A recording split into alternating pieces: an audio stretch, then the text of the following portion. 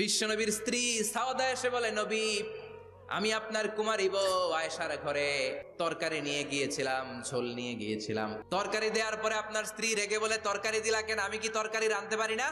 রাগের চোটে তরকারির ঝোল নিয়ে, পায়েস নিয়ে আমার গালের মধ্যে মাখিয়ে দিয়েছে আপনার বউ। আপনি তো শ্রেষ্ঠ বিচারক, ও নবী বিচার করে দেন। মা আয়েশাকে ডেকে পাঠালেন। মা আয়েশারে বললেন, ও আয়েশা, আসলে এমনটা করেছো নাকি?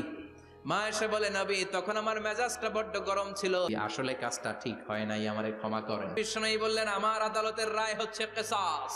সাউদাকে যেমনি তুমি পায়েস মাখিয়ে দিয়েছ, সাউদাও পায়েসের বাটি থেকে কিছু পায়েস নিয়ে আয়েশার গালে মাখো। সাউদাও বিশ্বনবীর রায় অনুযায়ী বাটি থেকে পায়েসের ঝোল নিয়ে মা আয়েশার গালের মধ্যে মেখে দিলেন। মা আয়েশা কি আর করবেন, হেসে দিলেন। সাইয়েদাতুনা সাউদাও হাসলেন, বিশ্বনবীও হাসলেন। আরশের উপর থেকে খুশি হয়ে গেল কে? আল্লাহ।